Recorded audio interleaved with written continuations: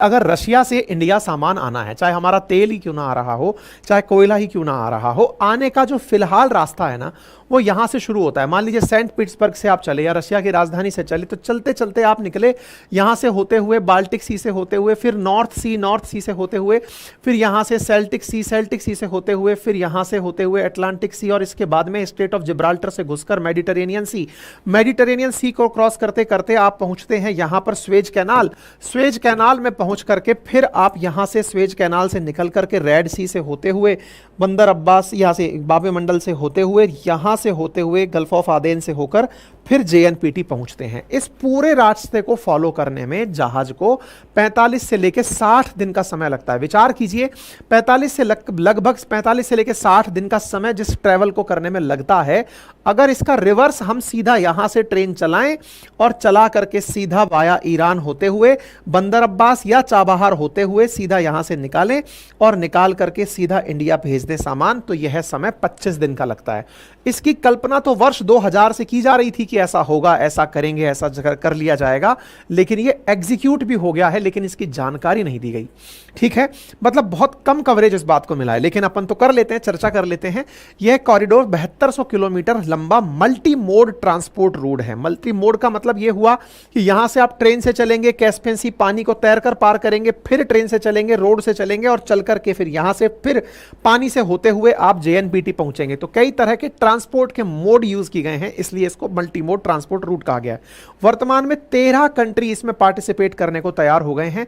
वर्ष 2000 में पहली बार भारत ने रशिया के साथ इस बात पर एग्रीमेंट किया था इन प्रेजेंस ऑफ ईरान कि अगर हम मिलकर के कुछ ऐसा बनाएं ताकि हमसे और रशिया के बीच का जो व्यापार है वो सुगम हो जाए, तो दुनिया के लिए एक नई उम्मीद बन जाएंगे।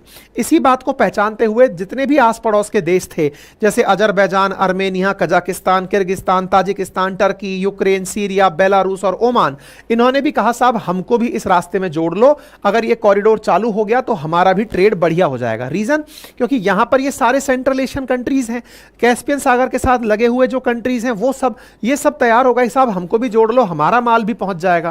भाई इंडिया सबसे बड़ा कंज्यूमर है ना, कंज्यूमर बड़ा है, तो ऐसी स्थिति में यहां पर सामान पहुंचाने की हर किसी की आवश्यकता है, तो ऐसी स्थिति में बोले हमारा भी ट्रेड आसान हो जाएगा, साहब हमें भी जोड़ लो। इस तरह अब तक 13 देश इस सिस्टम से जुड़ चुके हैं। इसके 3 रूट वर्तमान में काम कर रहे हैं। कौन कौन सा? एक तो वाया कैस्पियन सी होकर डायरेक्ट, यानी कि मास्को से चले, अस्त्राखान से चले, सीधा तेहरान बोर्ड कर दिया यहां से, यानी कि कैस्पियन सी को डायरेक्ट पार कर दिया। नंबर 1, इसको सेंट्रल कॉरिडोर कह लो। दिशाओं को इस तरह से पढ़ते हैं अपन, इधर की तरफ ईस्ट, इधर की तरफ वेस्ट, ऊपर नॉर्थ, नीचे साउथ, तो नॉर्थ साउथ कॉरिडोर तो नाम दे दिया।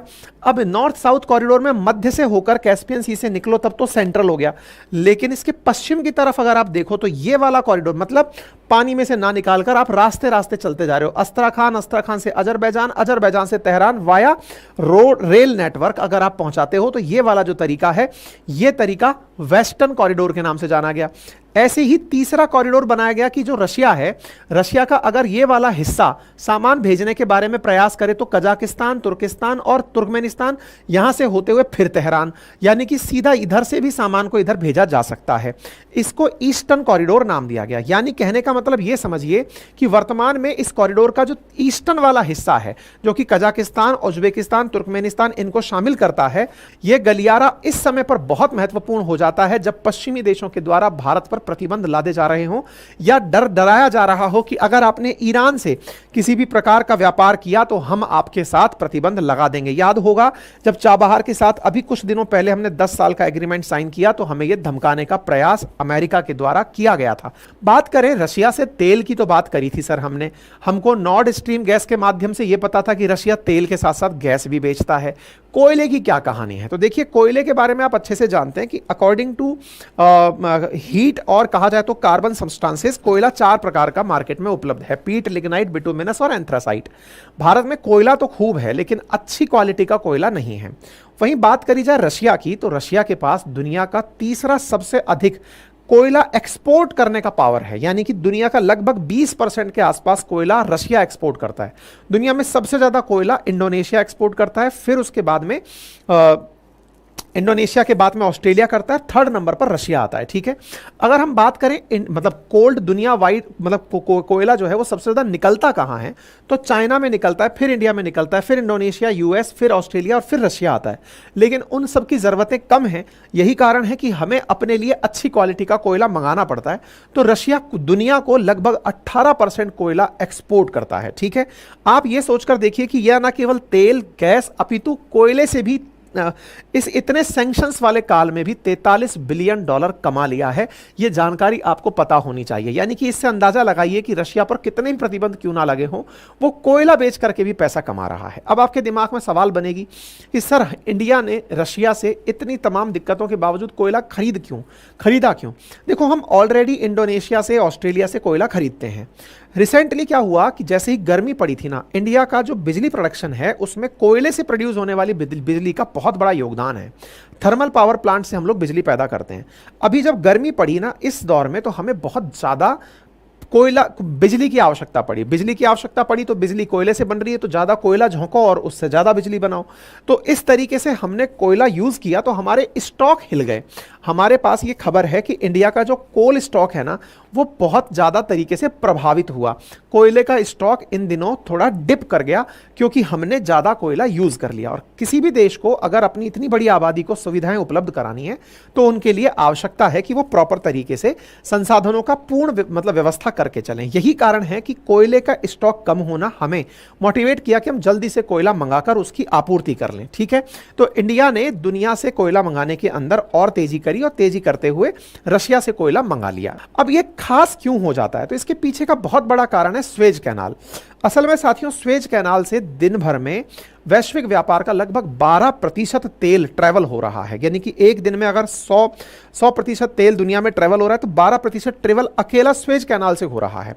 ऐसी स्थिति में इतना जबरदस्त तरीके से ट्रैवलिंग वहां पर हो रही है और गलती से अगर वो जाम हो जाता है, जैसे कुछ दिनों पहले मैंने आपको बताया था कि किसी ने वो कर दिया था, रास्ता जाम हो गया था क्योंकि एक जहाज जो है वो फंस गया था।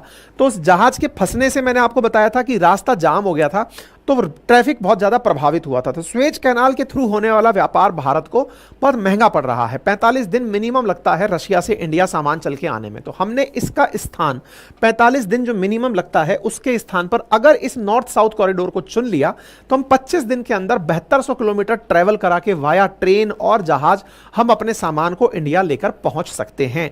यह भारत और रूस की मित्रता का ही परिणाम है कि हम इस तरह से इनके साथ व्यापार में आए दिन नए आयाम स्थापित करते जा रहे हैं। भारत और रूस का व्यापार दिनों दिन उस समय जब दुनिया में प्रतिबंधों का सामना रशिया कर रहा हो, भारत अपने लिए अच्छे ऑप्शंस क्रिएट करता जा रहा है। इसके निश्चित ही फायदे हैं। इनमें से स्ट्रेटेजिक इंपॉर्टेंस भी है, इकोनॉमिक बेनिफिट भी है, पॉलिटिकल जियोपॉलिटिकल, ये सब बातें हमने आप लोगों के साथ में साझा की हैं। तो ये अपने आप में एक बड़ी बात है साथियों कि भारत ने अमेरिका के प्रतिबंधों के डर के बावजूद अपने लिए सामान मंगा भी लिया है और सामान का मंगाना एक बड़ी सुर्खी बन गया है। ठीक है, फिलहाल के लिए इतना ही।